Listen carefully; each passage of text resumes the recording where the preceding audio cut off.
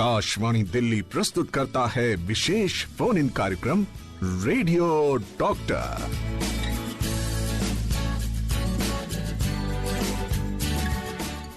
आकाशवाणी के विशेष phone in कार्यक्रम radio doctor में हम आप सभी का स्वागत करते हैं।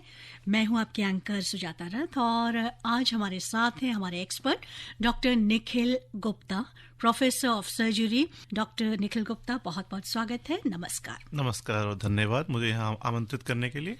श्रोताओं, आज हमारा जो टॉपिक है वो है अंगदान, मिथक और तथ्य, organ donation, myths and facts. कभी ऑर्गन फेलियर के चलते तो कभी एक्सीडेंट के कारण ऑर्गन ट्रांसप्लांट जरूरी हो जाता है, पर हर वर्ष लाखों लोग अपना जीवन महज इसलिए खो देते हैं क्योंकि उन्हें कोई डोनर नहीं मिल पाता। इतनी बड़ी आबादी वाले हमारे देश में ऑर्गन डोनेट करने वालों की कमी के चलते अक्सर लोग असमय चले जाते हैं। ये बहुत दुखद है। इस स्थिति को टाला जा सकता है। डॉक्टर निखिल गुप्ता, ये आपने बिल्कुल सही कहा। जैसा कि आज के इस टॉक का टाइटल है ऑर्गन डोनेशन, अंगदान, और हम सभी जानते हैं, सभी धार्मिक किताबों में भी लिखा हुआ है कि अंगदान महादान है। सबसे बड़ा दान जो एक इंसान अपने जीते जी, या मैं कहूँ जीने के बाद भी, मृत्यु के बाद भी जो कर सकता है वो है अंगदान।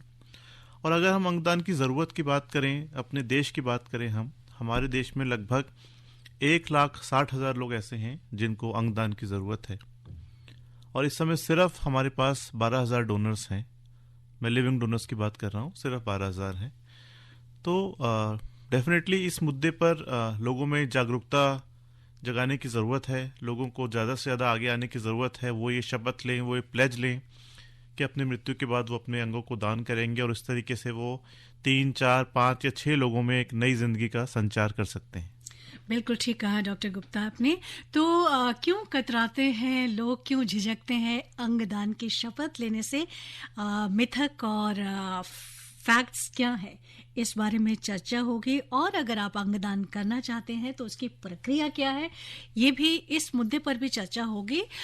तो फिलहाल हम छोटा सा ब्रेक लेंगे, लेकिन श्रोताओं को बता दूं कि हमारी टेलीफोन लाइंस खुल चुकी हैं 011-2342-1080 एंड 011-2342-1084। व्हाट्सएप नंबर है 9868107070।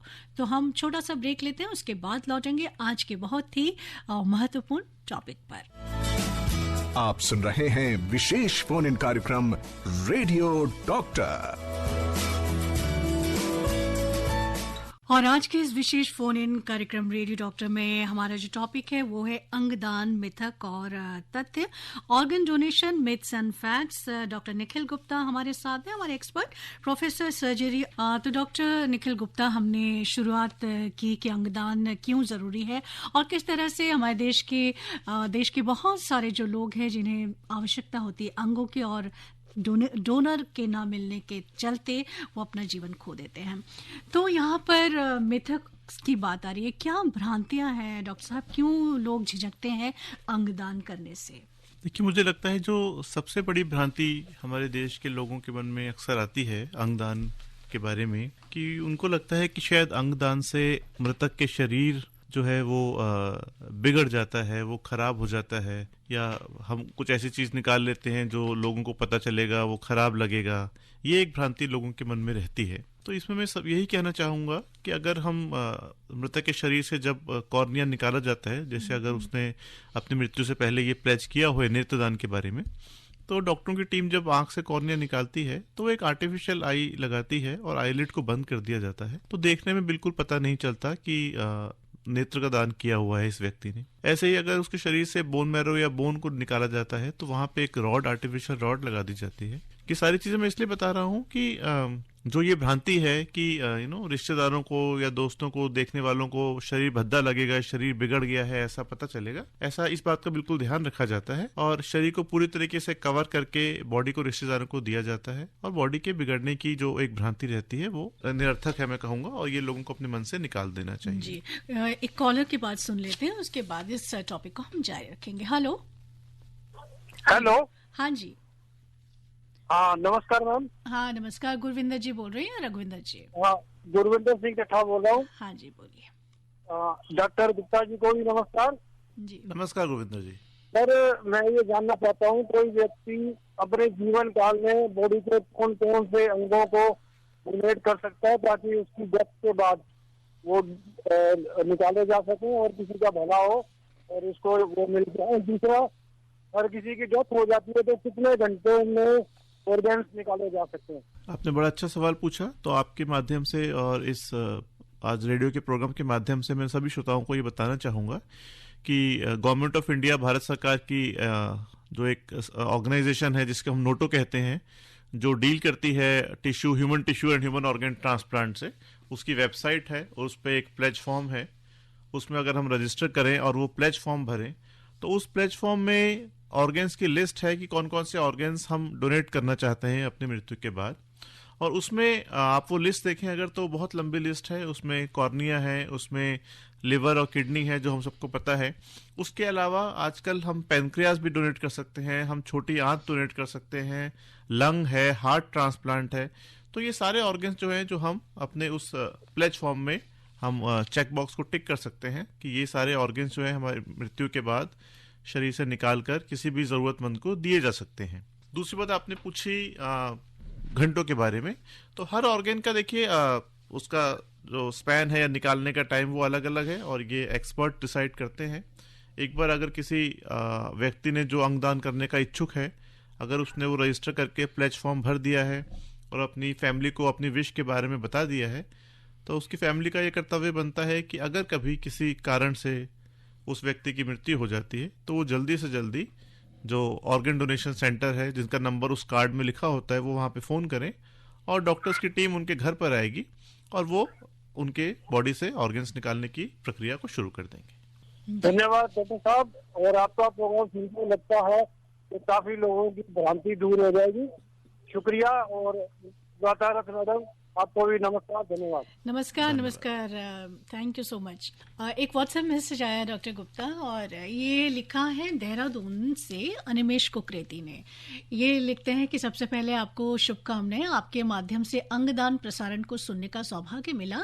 अंगदान के लिए हर व्यक्ति को जागरूक होना चाहिए, जागरूकता लानी चाहिए। मेरा सोचना है कि सर्वप्रथम जो सेलिब्रिटीज और हमारे रोल मॉडल्स हैं उन्हें पहल कर जनता को जागरूक करना चाहिए और इसके दूरगामी परिणाम बताने चाहिए। आप बिल्कुल ठीक कह रहे हैं। ये बहुत ही अच्छा सुझाव है, मैं कहूँगा बहुत अच्छी पहल रहेगी। और मैं बताना चाहूँगा कि काफ़ी सारे सेलिब्रिटीज़ इस मामले में पहल कर रहे हैं और कई लोगों ने ऑर्गन डोनेशन का प्लेज फॉर्म भरा हुआ है, चाहे वो हमारे क्रिकेटर्स हों, चाहे वो हमारे एक्टर एक्ट्रेसेस हों, इवन कई सारे पॉलिटिशियंस ने भी इस मामले में, वो लोग भी पीछे नहीं है और उन्होंने डोनेशन प्लेज फॉर्म भरा हुआ है। जरूर ये बहुत ही अच्छी पहल है और इससे पब्लिक में एक बहुत ही अच्छा मैसेज जाएगा। जी, कॉलर है। हेलो। हेलो। हाँ जी, नमस्कार मैडम। नमस्कार। मैं डॉक्टर साहब को नमस्कार करता हूँ। नमस्कार सर। डॉक्टर साहब, मैं एक ब्लाइंड व्यक्ति बोल रहा हूँ। मेरा नाम विमलेश्वर कुमार वर्मा है। मैं नथुपुरा बुराड़ी दिल्ली से बोल रहा हूँ। सर, मैं जानना चाहता हूँ कि एक ब्लाइंड व्यक्ति कौन कौन सा अंग दान कर सकता है और कर सकता है नहीं?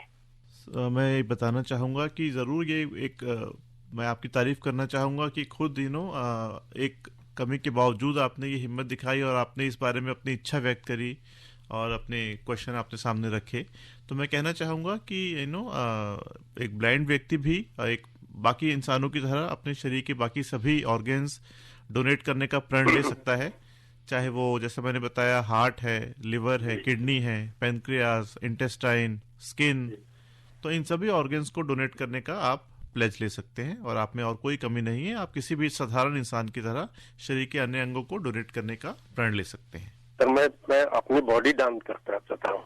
देखिए, बॉडी दान करने की प्रोसेस अलग है, आज का टॉपिक हमारे उस बारे में नहीं है, लेकिन फिर भी मैं इतना बताना चाहूँगा कि उसकी प्रक्रिया में ये होता है कि आपको जो नज़दीकी एक मेडिकल कॉलेज है उसमें आप अपनी बॉडी डोनेट कर सकते हैं और जो हमारे भविष्य के डॉक्टर्स हैं, जो डॉक्टर्स ट्रेनिंग में हैं, वो उस बॉडी पर अभ्यास कर सकते हैं और इससे यकीनन उनकी ट्रेनिंग में मदद मिलती है। ये भी एक बहुत ही सराहनीय कदम रहेगा। सर, मेरे आसपास में तो कोई ऐसा मेडिकल कॉलेज तो है नहीं सर। आसपास में कोई ऐसा है नहीं। दिल्ली में 10 से ज्यादा मेडिकल कॉलेज हैं। हाँ, दिल्ली में तो है। जरूर। मैं नहीं, जैसे आपने कहा आपने नजदीक के, तो मेरे नजदीक में कोई नहीं है, मैं ये कहना चाहता हूँ। नहीं, सारी दिल्ली आपके नजदीक है। मेरा कहने का मतलब ये है कि 10, 15, 20 किलोमीटर ये बहुत दूर नहीं है। इसके लिए क्या करना चाहिए मुझे? आपको वहाँ के मेडिकल कॉलेज में जाकर वहाँ के एनाटॉमी डिपार्टमेंट से संपर्क करना होगा और वो आपके सभी सवालों का जवाब दे पाएंगे। जी, thank you so much. Thank you doctor साहब। और हम सराहना करते हैं आपके जज्बे के लिए और आपने जो सोचा है आपकी सोच के लिए। Thank you so much doctor Gupta. तो आपने ये तो बता ही दिया कि कौन कौन से अंग हम दान कर सकते हैं, लेकिन एक बार मैं चाहूंगी कि फिर से हम इस पर थोड़ा सा इसको स्पष्ट करें कि एक मनुष्य जो है अपने किस किस अंग को दान स्वरूप दे सकता है। जरूर, जैसे हमने बताया, अगर हम ऊपर से बात करें, हम सभी ये जानते हैं, सुनते हैं टीवी वगैरह पे, रेडियो पे, आंखों को दान करने के बारे में, गुर्दा प्रत्यारोपण के बारे में, लिवर के बारे में और हार्ट के बारे में। ये वो कॉमन ऑर्गन्स हैं जिनका ट्रांसप्लांट ज़्यादा फ्रिक्वेंटली किया जाता है। लेकिन इसके अलावा जो ऑर्गन्स पिछले 5-7 साल में टेक्नोलॉजी डेवलप हुई है और जिनका ट्रांसप्लांट संभव हो पाया है, उसमें है लंग ट्रांसप्लांट, जिसे फेफड़ा कहते हैं, पैनक्रियाज ट्रांसप्लांट, आंतों का ट्रांसप्लांट। तो ये सब ऑर्गन्स हैं जो इनको भी डोनेट किया जा सकता है। आपने स्किन भी जोड़ा था। स्किन भी आ सकती है, स्किन भी डोनेट की जा सकती है, और वो भी ऐसे मरीजों के जिनको किसी वजह से, जलने की वजह से शरीर के काफी हिस्से की स्किन खत्म हो गई है, डैमेज हो गई है और उनको ट्रांसप्लांट की जरूरत है, ऐसे मरीजों के उपयोग में वो लाई जा सकती है। जी, आप सुन रहे हैं विशेष फोन इन कार्यक्रम रेडियो डॉक्टर। और आज बहुत ही इम्पोर्टेंट हमारा टॉपिक है अंगदान, मिथक और तथ्य। हमारे एक्सपर्ट हैं doctor Nikhil Gupta, professor surgery. Doctor Gupta, एक मिथक की तो हमने बात की, अंगदान को लेकर जो एक भ्रांति लोगों में है कि शरीर जो है वो बिगड़ जाता है, लोगों का ऐसा मानना है। तो इससे और कौन कौन सी भ्रांतियां जुड़ी हुई हैं? एक और मिथक जो हमें लगता है हमारे समाज में है, वो ये है कि मैं कहूँगा धार्मिक विश्वास या अंधविश्वास। हमें लगता है कि शायद हमारा धर्म, हमारा रिलीजन हमको अलाउ नहीं करता ऐसा करना, अंगदान करना या उसकी प्रण लेना।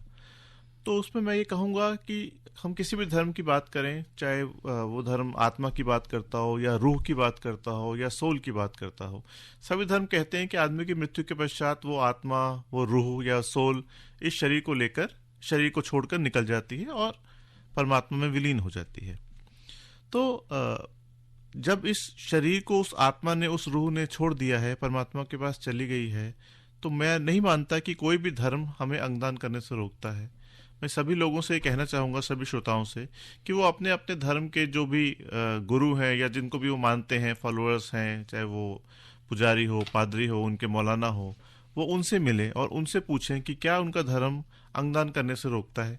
मेरा ऐसा मानना है कि किसी भी धर्म ने ऐसा नहीं लिखा हुआ, उल्टा सभी धर्म इस बात के लिए प्रोत्साहित करते हैं। वो सभी कहते हैं कि अंगदान से बड़ा कोई दान नहीं है और ये इंसान का फर्ज है कि वो दूसरे इंसानों के काम आए, जीते हुए भी और मृत्यु के पश्चात भी। जी, एक व्हाट्सएप मैसेज है लखनऊ से, वारिस अली खान साहब का, संजय नगर से। लिखा है, डॉक्टर साहब, ऑर्गन्स डोनेशन की क्या कोई एज लिमिट होती है? जो भी इंसान 18 साल से ऊपर है उसको मेजर माना जाता है और वो अपनी मर्जी से ऑर्गन्स डोनेट कर सकता है, यानी कि वो प्लेज ले सकता है और वो अपना डोनर कार्ड बनवा सकता है। मैं कहूँगा अगर जो बच्चे भी हैं, आज के समय में जैसे देखा जाता है यंग जनरेशन जो यूथ है वो काफ़ी इस मामले में आगे आ रही है, लेकिन उनको ये लगता है कि हम अभी छोटे हैं, क्या हम प्लेज ले सकते हैं, क्या हम डोनर बन सकते हैं। उसमें मैं कहूँगा कि बच्चों को भी ऑर्गन्स की ज़रूरत पड़ती है और बड़ों के ऑर्गन उनके काम नहीं आ सकते, तो उनको बच्चों के ही ऑर्गन फिट हो सकते हैं। तो जो भी 18 साल से कम उम्र के हैं, अगर वो चाहते हैं अपने माँ बाप से बात करें और वो भी ये फॉर्म ले सकते हैं, लेकिन माँ बाप की मर्जी के साथ ही। जी, तो ये बहुत ही इम्पोर्टेंट आपने बात कही कि 18 साल से कम उम्र के जो लोग हैं वो भी अंगदान कर सकते हैं। लखनऊ से ये एक और मैसेज है मीनाक्षी जी का, त्रिवेणी नगर लखनऊ से। इन्होंने, पहले तो हम इन्हें बहुत बहुत बधाई देते हैं और इनकी तारीफ करते हैं। इन्होंने लिखा है, मैंने अपना नेत्र दान और मृतक शरीर को दान करने के लिए फॉर्म भरा है। बहुत बहुत बधाई। साथ ही इन्होंने एक प्रश्न किया है कि लोग कहते हैं कि जो लावारिस मृतक शरीर होता है वो डॉक्टर को मिल जाते हैं, लेकिन वो जरूरी नहीं समझते उनके अंगों को रखना। देखिए, जैसा कि इन्होंने खुद बताया कि लावारिस जो शरीरों की बात करें अगर, तो वो बॉडी काफ़ी घंटों के बाद डॉक्टरों के पास पहुंचती है पुलिस के हाथों होती हुई, और वो कीमती समय, जिस समय में ऑर्गन को निकाला जा सकता है, वो समय निकल चुका होता है इस सारी प्रक्रियाओं में, तो वो बॉडी ऑर्गन डोनेशन के काम नहीं आती। और फिर पुलिस की प्रक्रिया भी है, उसे कुछ समय इंतजार करना होता है उसको लावारिस डिक्लेयर करने से पहले, कहीं कोई उसका परिवार का या कोई उस बॉडी को क्लेम करने ना आ जाए। तो पुलिस की प्रक्रिया में वो कीमती समय निकल जाता है, और वो बॉडी किसी मेडिकल कॉलेज के काम तो आ सकती है स्टूडेंट्स को सीखने के लिए, लेकिन वो ऑर्गन डोनेशन के काम नहीं आ पाती। तो चलिए यहाँ पर एक बात और आई सामने, जिस पर हम चर्चा करना चाहेंगे कि किस अवस्था में जो अंग है वो डोनेशन के लिए रखे जा सकते हैं।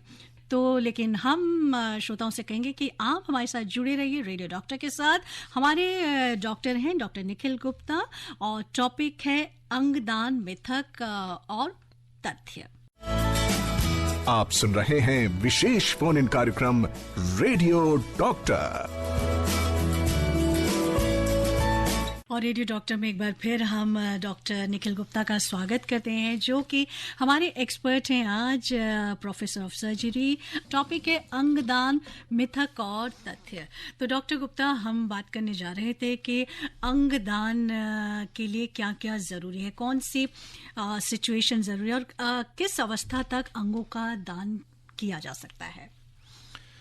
देखिए, मैं बताना चाहूँगा कि अंगदान उसी व्यक्ति का किया जा सकता है, उस व्यक्ति से लिए जा सकते हैं अंग जिसके अंग ठीक अवस्था में काम कर रहे हों।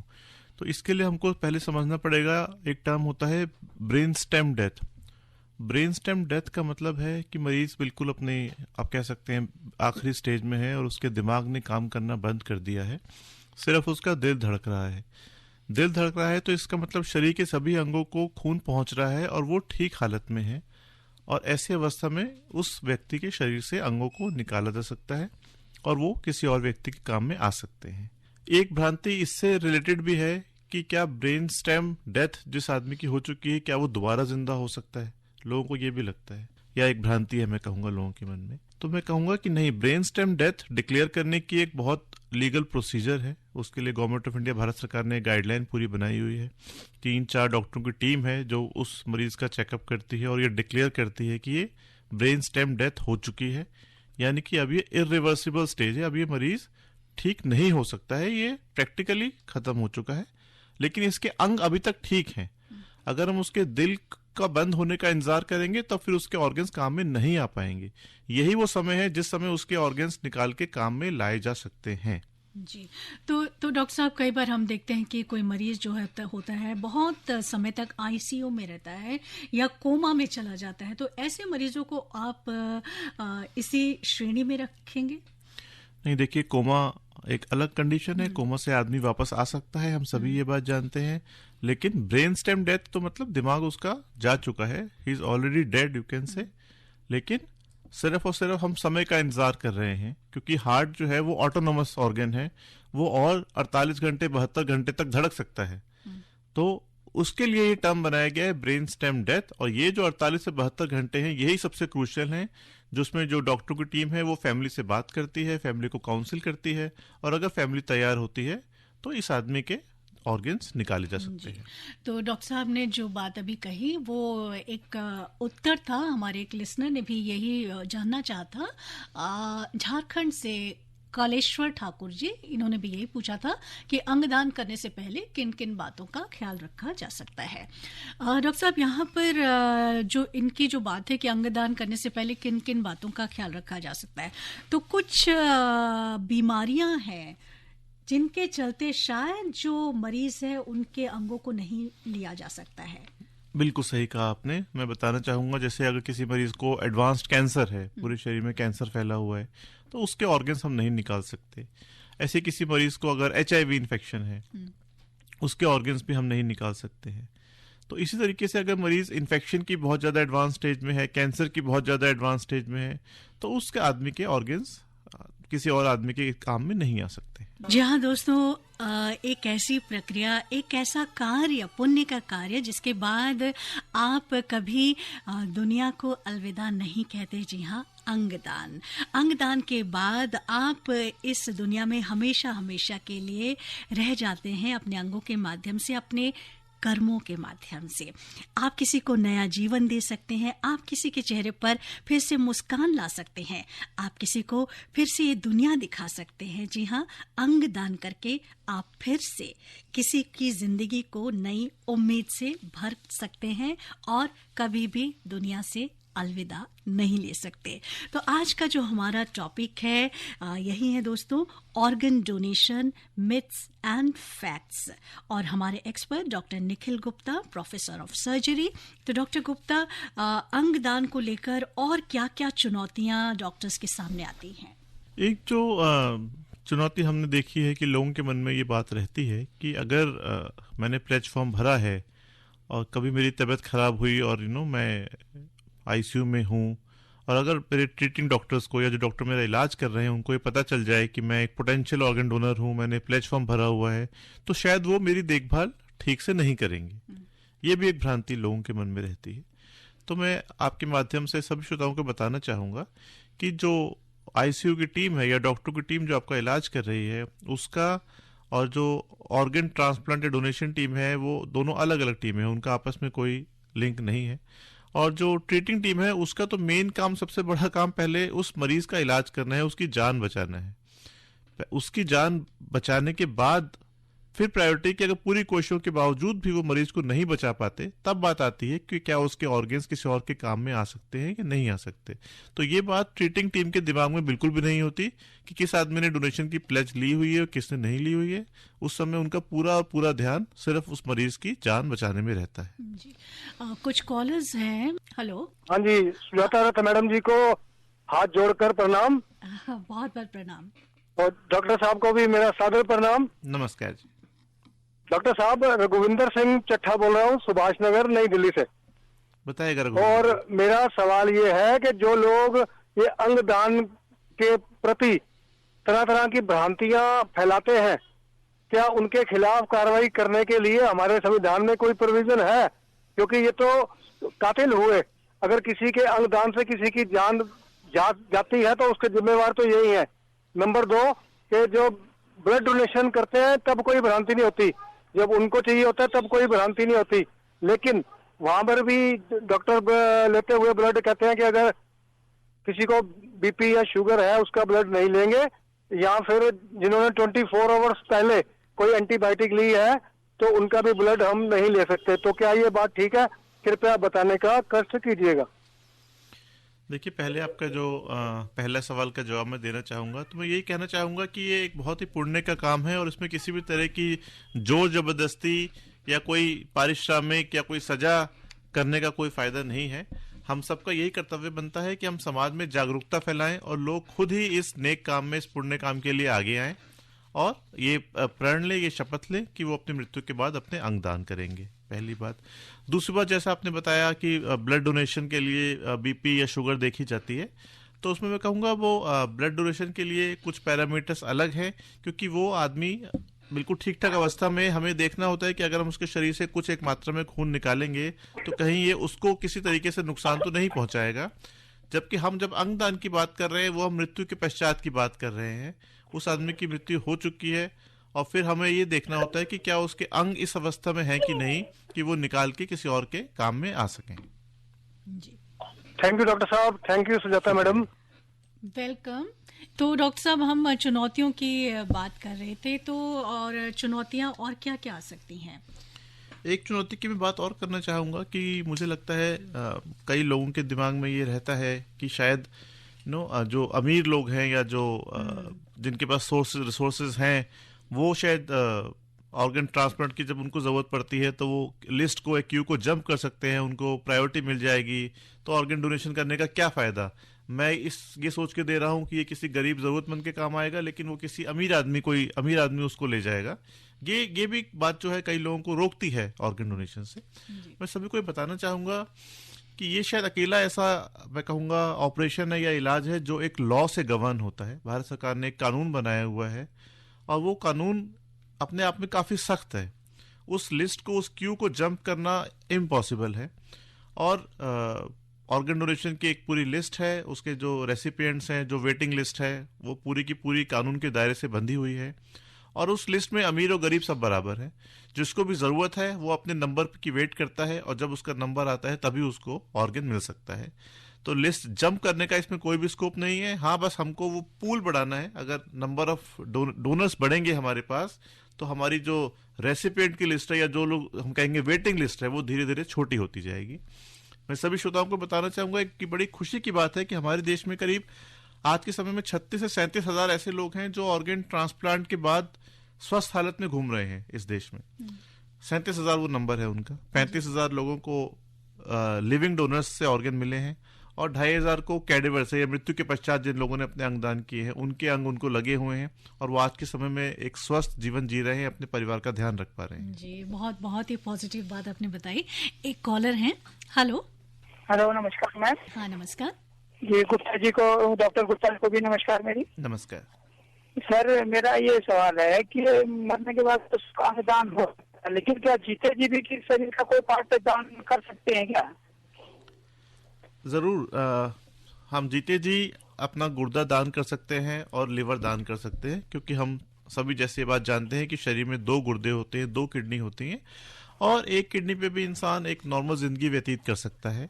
ऐसा ही हम अपने लिवर का भी जो है कुछ हिस्सा 30-40% डोनेट किया जा सकता है। लेकिन जीते जी हम जो ऑर्गन डोनेट कर रहे हैं उसके लिए कानून अलग है और वो हम सिर्फ अपने बिल्कुल क्लोज रिलेशन में ही दे सकते हैं। उसके लिए पूरी प्रक्रिया है, एक मेडिकल बोर्ड है जो सारे रिकॉर्ड डॉक्यूमेंट चेक करता है कि देने वाले का और लेने वाले का आपस में क्या रिलेशन है और कहीं इसमें कोई पैसे का लेन देन तो नहीं है, क्योंकि हमारे देश में कानून के हिसाब से ऑर्गन्स की खरीद फरोख्त कानूनी अपराध है। तो किसी भी तरीके से किसी भी अंग की खरीद फरोख्त नहीं हो सकती है और आप सिर्फ और सिर्फ अपने रिश्तेदार को ही अपना ऑर्गन जीते जी डोनेट कर सकते हैं। जी, इस महत्वपूर्ण जानकारी के लिए जी सर आपका बहुत बहुत धन्यवाद सर। Thank you. आप सुन रहे हैं विशेष फोन इन कार्यक्रम radio doctor. Organ donation myths and facts, इसी पर आज बात हो रही है रेडियो डॉक्टर में। डॉक्टर निखिल गुप्ता हमारे एक्सपर्ट हैं। एक कॉलर वेट कर रहे हैं सर, इनकी बात पहले सुन लेते हैं। हेलो। हेलो। हाँ जी, बताइए। नमस्कार जी। नमस्कार। नमस्कार। नमस्कार। हाँ, बोलिए।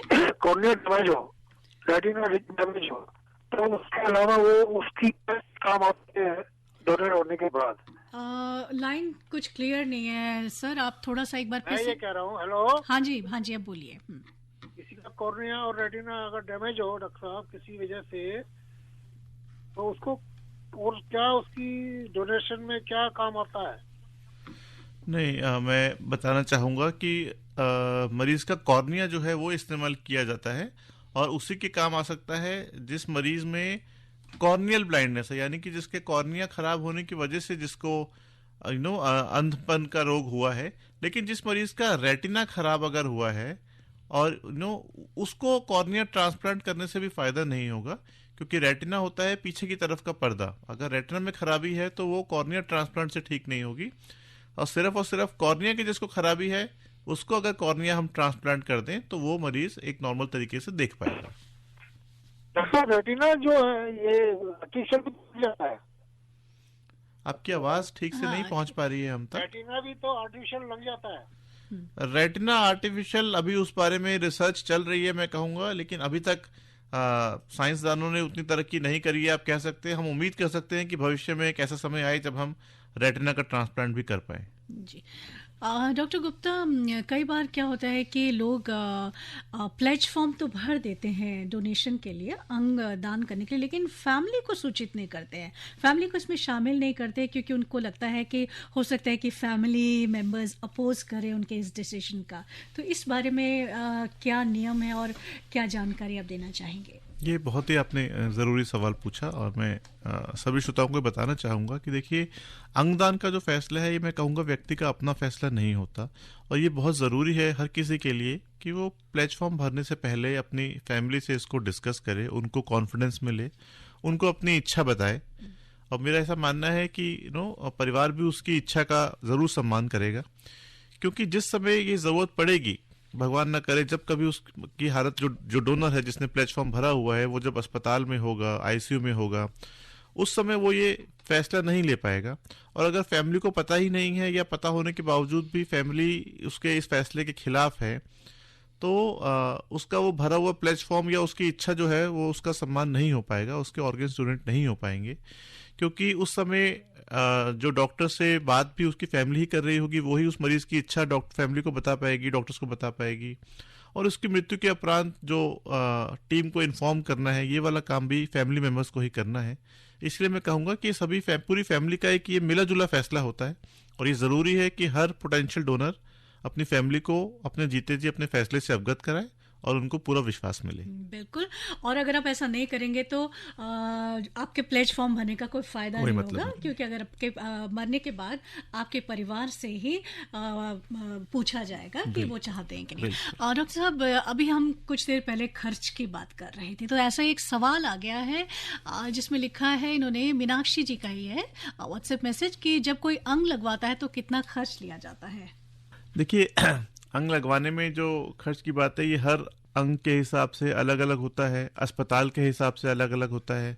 ये काम आपका सरकारी अस्पताल में, हमारे जैसे राम मनोहर लोहिया में गुर्दा प्रत्यारोपण हम करते हैं, अभी पीछे पहला हार्ट ट्रांसप्लांट भी हुआ है, तो अमूमन इसमें ऑपरेशन बिल्कुल फ्री ऑफ कॉस्ट है। लेकिन कुछ दवाइयाँ ऐसी होती हैं जिसको हम इम्यूनोसप्रेसेंट्स कहते हैं, क्योंकि हमारे शरीर के लिए कोई भी अंग जो बाहरी अंग है किसी और इंसान का, वो एक बाहरी ऑर्गन है, तो शरीर की कोशिश रहती है कि उसको रिजेक्ट कर दे एज अ फॉरेन बॉडी मानकर।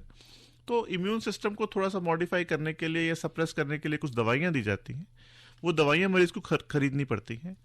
हाँ, प्राइवेट अस्पताल में ज़रूर ऑपरेशन का खर्चा है, तो इसलिए जैसे मैंने बताया कि लिवर का, किडनी का, हर ऑर्गन ट्रांसप्लांट का खर्चा ऑर्गन और अस्पताल के हिसाब से अलग अलग है।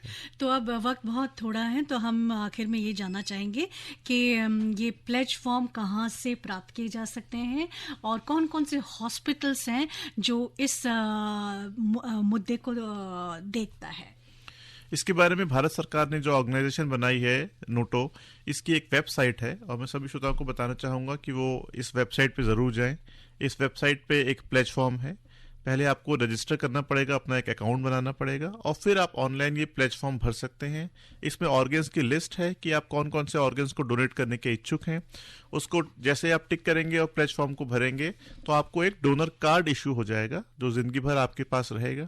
आप इसको अपने फैमिली मेम्बर्स के साथ भी शेयर कर सकते हैं, और भगवान ना करे कभी ऐसी ज़रूरत हुई कि असामयिक डोनर की मृत्यु हो जाती है, तो उसकी फैमिली डॉक्टर से बात करके उसके ऑर्गन्स डोनेट कर सकती है। जी डॉक्टर साहब, एक मैसेज है ओपीएस तोमर साहब का, जिन्होंने एक सुपरस्टिशन, अंधविश्वास जो जुड़ा हुआ है इस टॉपिक के साथ, उसके बारे में जिक्र किया है कि जो अंधविश्वास ये है कि अगर हम अपने अंगों का दान करते हैं तो अगले जन्म में हमें वो अंग प्राप्त नहीं होंगे। ये लिस्टर की तरफ से आया। जैसे मैंने बताया कि अंगदान को लेकर समाज में काफी भ्रांति हैं, और ये भी उन एक चंद भ्रांतियों में से एक है। तो मैं सभी श्रोताओं को बताना चाहूंगा, सभी श्रोता जानते भी हैं, चाहे कोई भी धर्म हो, मृत्यु के पश्चात शरीर को या तो जलाया जाता है या दफनाया जाता है। तो जैसा मैंने बोला, आत्मा या रूह या सोल तो शरीर से निकल चुकी है और वो अपनी यात्रा पे अपने परमात्मा की तरफ चल पड़ी है, और बचा रह गया सिर्फ शरीर, जिसको हम या तो जला देते हैं, सारे ऑर्गन्स खत्म, या उसको दफना दिया तब भी वो ऑर्गन्स खत्म हो जाते हैं। तो इसलिए इस भ्रांति का कोई मतलब नहीं है कि अगर वो ऑर्गन निकल गया है। उल्टा मैं तो कहूंगा कि इससे अच्छी खुशी की बात क्या हो सकती है कि मरने के बाद भी आपका दिल या आपका फेफड़ा या गुर्दा किसी और इंसान के काम आ रहा है, उसके शरीर में वो जिंदा है, वो काम कर रहा है। बिल्कुल ठीक कहा आपने डॉक्टर साहब कि मृत्यु के बाद भी आपकी आत्मा की जो खुशबू है वो इस जीवन में बरकरार रहेगी किसी और की देह पर। तो बहुत अच्छा टॉपिक था आज का, अंगदान, मिथक और तथ्य। हमारे एक्सपर्ट डॉक्टर निखिल गुप्ता जो प्रोफेसर ऑफ सर्जरी हैं, हम उनका तहे दिल से शुक्रिया अदा करते हैं। डॉक्टर साहब, थैंक यू सो मच। शुक्रिया मैडम, इस संवेदनशील प्रोग्राम के लिए हमें बुलाने के लिए शुक्रिया। अभी आप आकाशवाणी दिल्ली से विशेष फोन इन कार्यक्रम रेडियो डॉक्टर सुन रहे थे। कार्यक्रम की प्रस्तुतकर्ता थी शालिनी मित्तल।